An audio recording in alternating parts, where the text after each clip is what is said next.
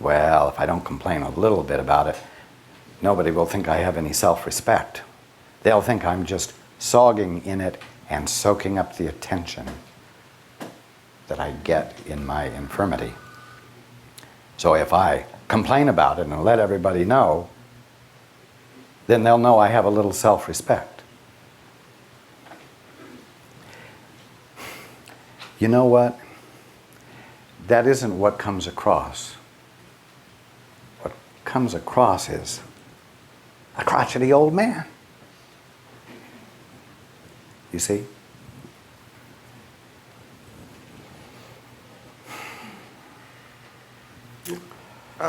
Complaining and shaking your hand, your fist at God is an unbecoming pastime for you. It's an unbecoming pastime for a son of God. Don't indulge it anymore.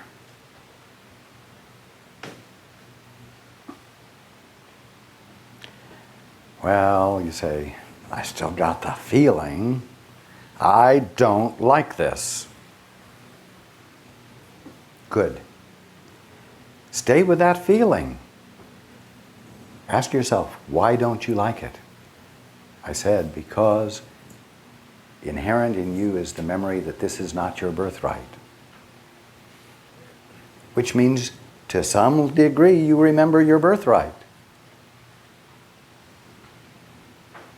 So you say, okay, I'm going to stop investing my energy in denying this, being pissed off about it and complaining about it, and I'm going to start magnifying, by giving it my attention, the awareness that my birthright is more than this.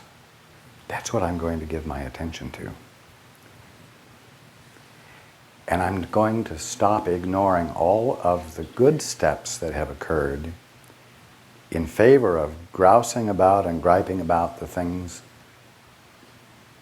that I can't be grateful about yet.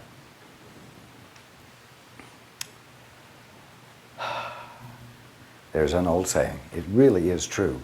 What you appreciate, appreciates. What you appreciate grows.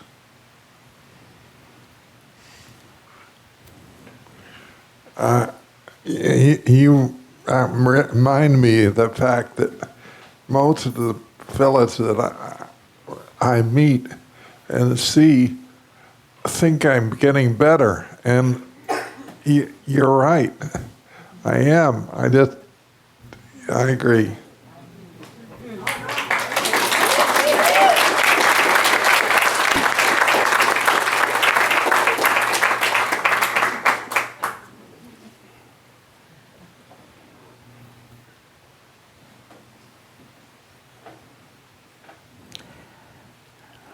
I told Paul before we began today that everyone comes to us for the purpose of having their divinity recognized, no matter what they say.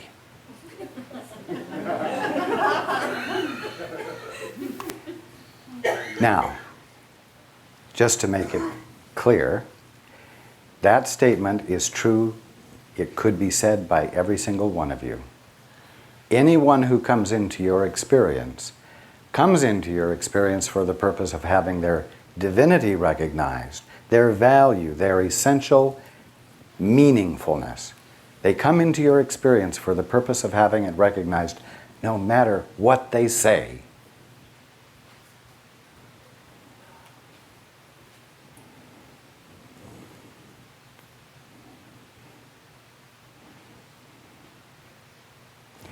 I rejoice in the fact that there's no argument between us about the truth about you.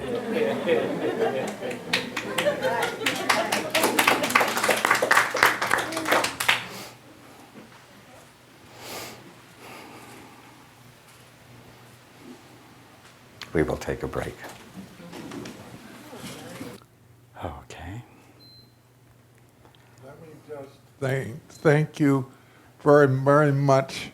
I feel a hell of a lot better than I did. Thank you, thank you, thank you.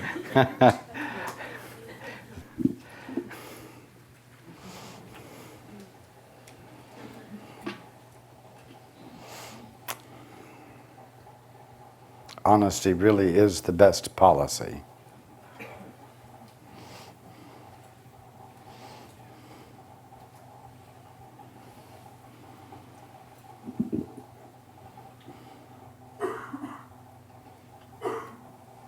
You know, when I said before the break that everyone comes to you for the purpose of having their divinity recognized, I want you to realize also that every tree, every blade of grass, every bird, everything you see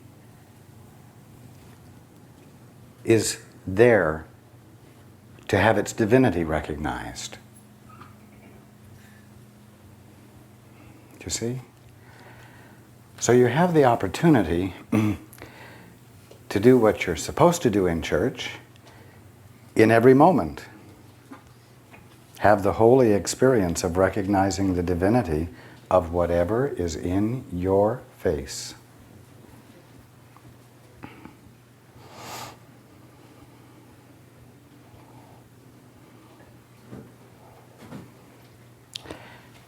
And at the bottom line, the simple fact that you're seeing something other than everything's divinity is the only thing that keeps you from recognizing that at this very instant you're in the kingdom of heaven.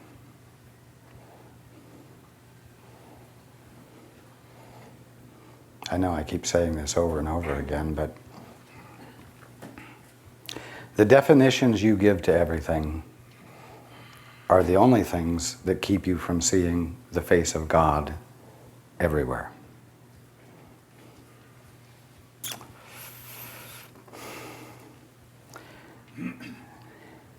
Which means that whether it's Monday morning or not, when you get up and have to go to work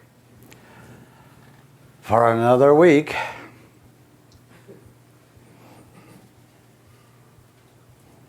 that every car on the freeway and every car that's in the parking space you wish you had,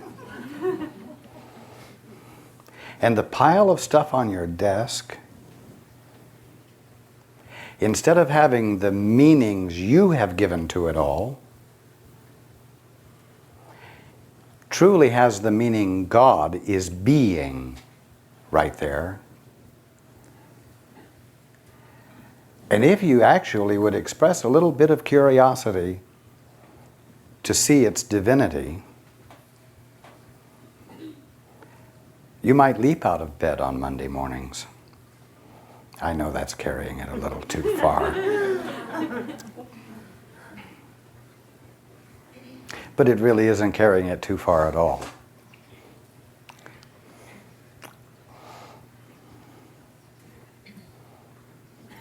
Your definitions of what you see are what hold you apart from the experience of your birthright.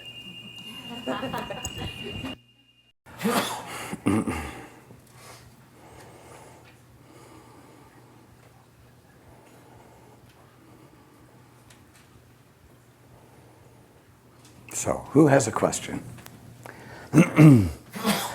This is the question portion of the audience. Well, we can't have this lone hand over here all by itself.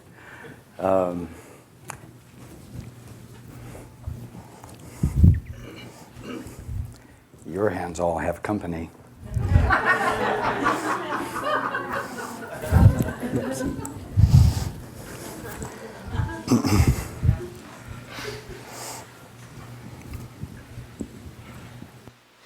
At this moment, I feel like the ocean trying to pour itself into a glass of water.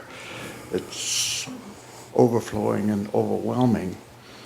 And the question I have for you, Raj, is how does one teach only love in and outside of time forever, given that death is not real and that we are?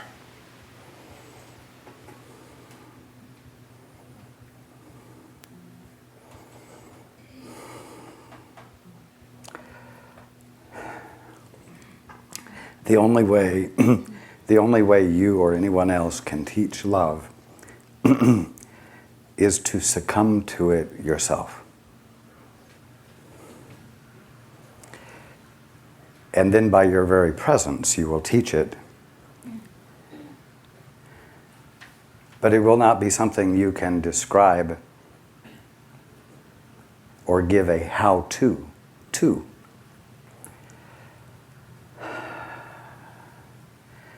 So how do you, in practical terms, do that? How do you succumb to love?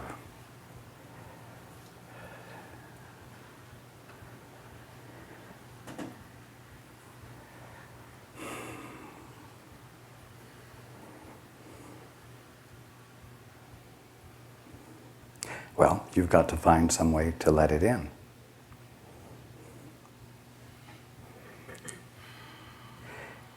And the only way to let it in is to stop blocking it.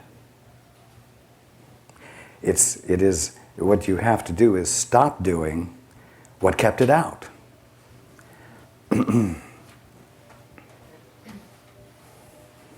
That's why the first lesson in the Course is so valuable, because the way you keep out love is the same way you keep out God, and that is by having definitions of everything, definitions of anything. And in the willingness to say, nothing I see means anything, is the way you become free of the practice of having definitions that block the infilling of love, which is the presence of God, which is your true and only nature. And in letting that come through, in letting that be all there is right where you are, you become the movement of love, the love that is extending itself. But there never is an extender of love involved. There never is someone who has themselves on their mind as being a teacher of love.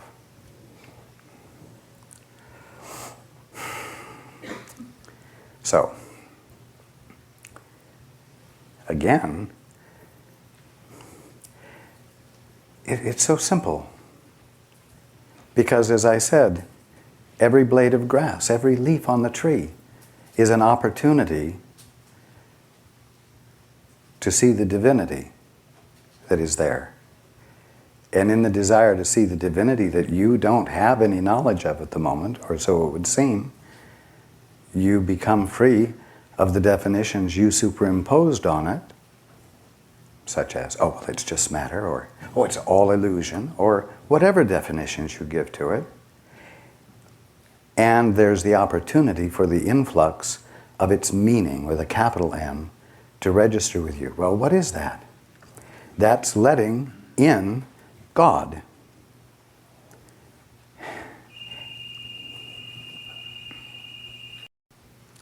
And letting in God is an experience. It's not an explanation.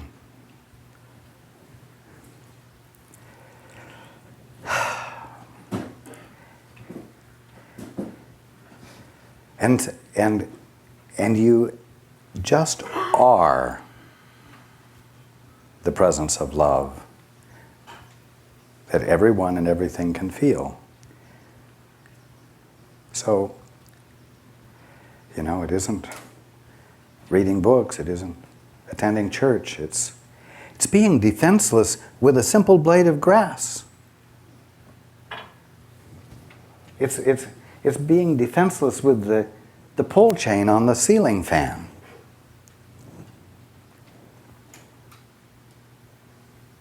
It doesn't matter whether you say, well, that's just something the human-minded man created out of some metal.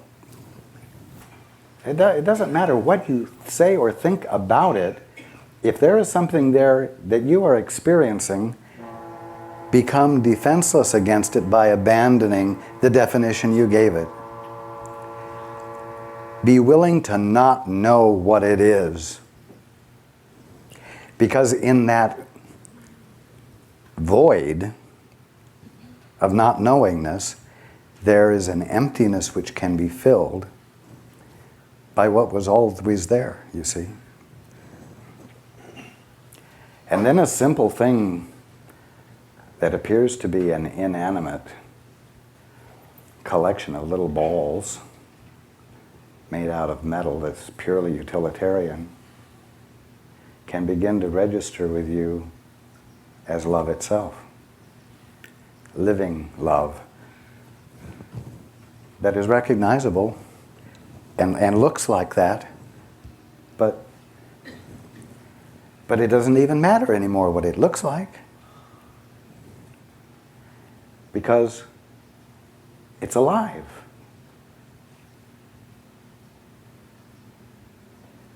It's not only alive, it's alight. It's lit. And not only that, it is radiating love and loving you, and you feel it. And something happens. The light goes on. You say, it's just like me. I'm just like it. Because although it still appears to be over there, I'm experiencing inseparability from it. And we're the same love, loving itself. You're touched. Your heart is touched, and it melts.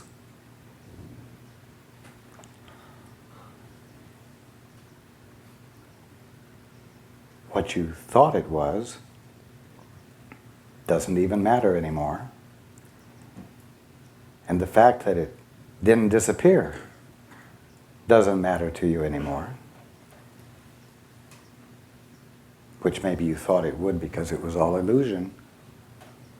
The only thing that was illusion was that you saw it as something other than it was. Now,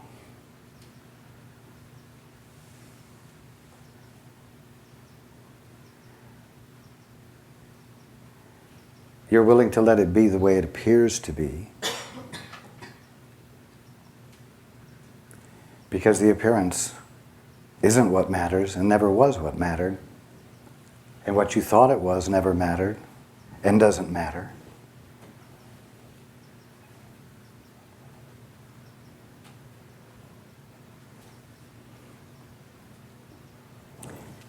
And in this state of conscious awareness, shall I say mindfulness?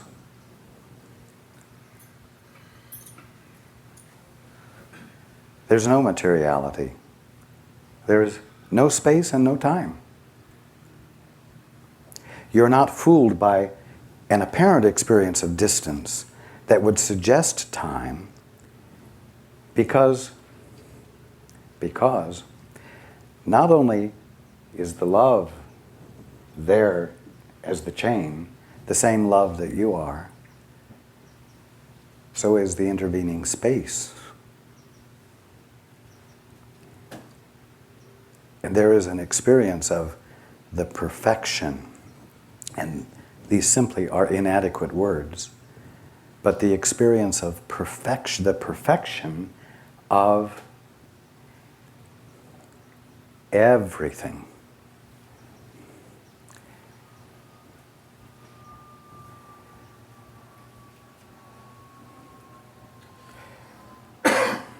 And the perfection of everything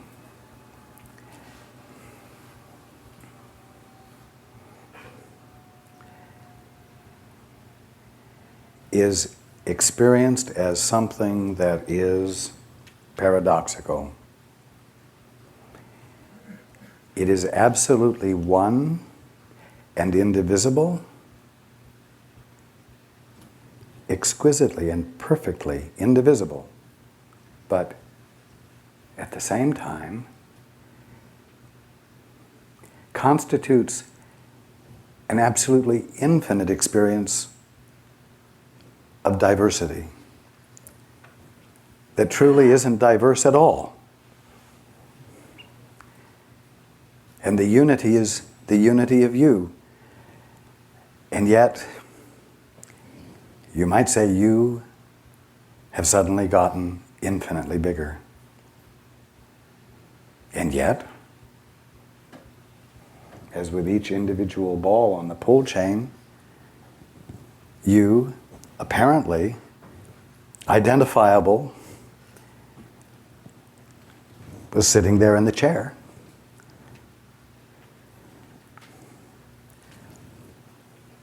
Are still identifiable specifically,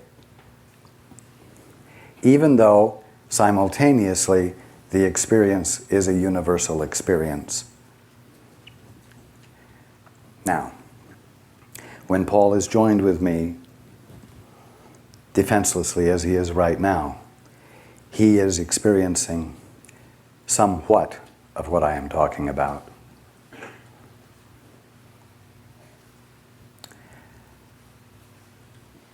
And when anyone does it,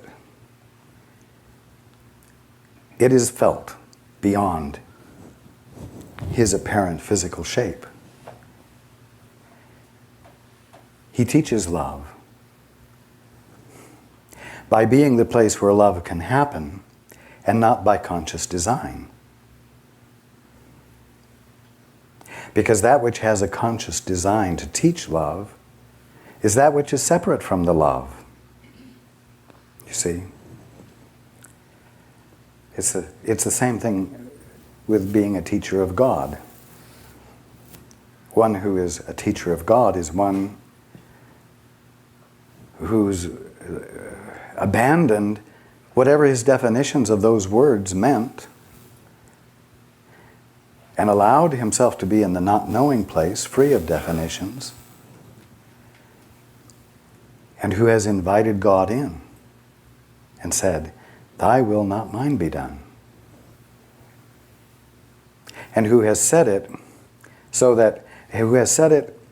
not so that after he has the experience he can come back and be separate from God and teach everyone what he's learned.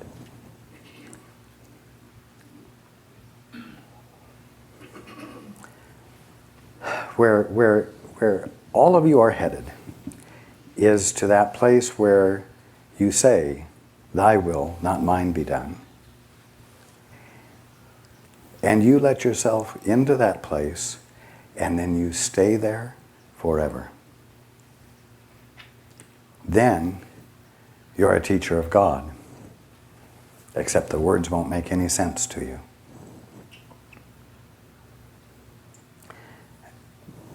Because all you're doing is, in any given moment, being utterly appropriate. Not by any definition of appropriateness that you've ever had, but one which will be apparent to you because it's that same kind of perfection of every aspect of reality. The perfection of the chain, the love, the space in between the chain and where one perceives himself to be, and so on.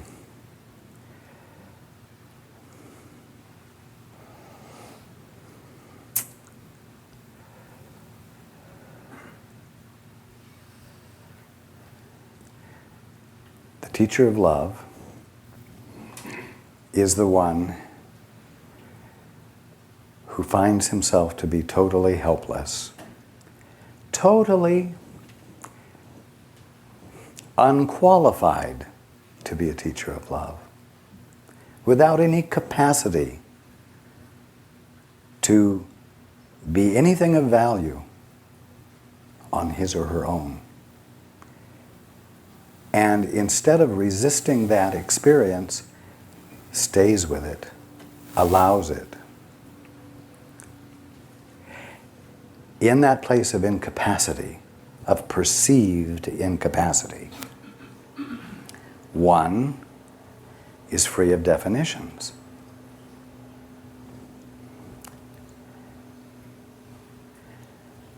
How can someone so useless and incapacitated even have any kind of valid concept that would be true? And so one has lost faith in his personal capacity, you see. That's the threshold of awakening. Because you've prepared a place that isn't full of your definitions for love to enter, for God to enter and illuminate all that God has always been being right there where that space had been overlaid with all one's concepts, you see.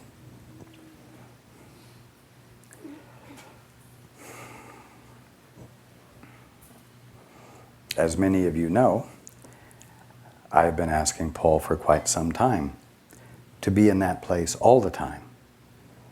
And I've asked him to do it by saying, let me respond to everything. It's very hard for him to do this.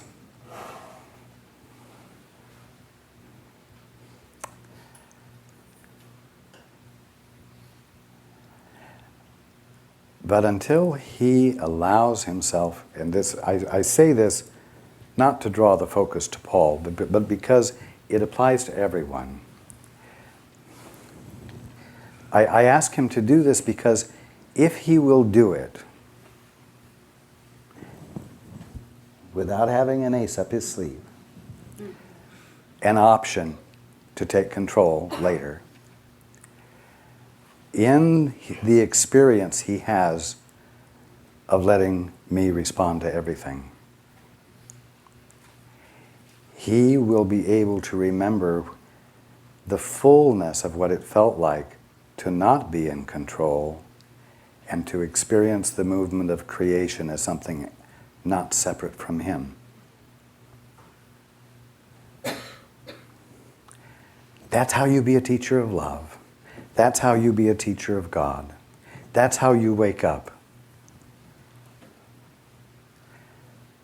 So, as I said, you're faced constantly with the opportunity. Everything that's in your face, from a blade of grass to a pull chain, is there to have its divinity recognized. And if you take the opportunity to abandon your definitions and be present with that thing defenselessly, meaning sans definitions, you are putting yourself in that place where the influx of love can occur and you can be a teacher of love because you're not trying to be a teacher of love and you're not trying to define everything.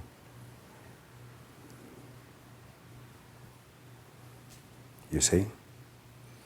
It's simple. And everyone is confronted with the opportunity every day, every moment, no matter where you are, no matter what you're looking at. If you're in a jail, the jail bars, the cracked paint on the wall, it holds the promise of awakening. If you're willing to look at it minus the definitions you've given to it and the definitions you've given to yourself.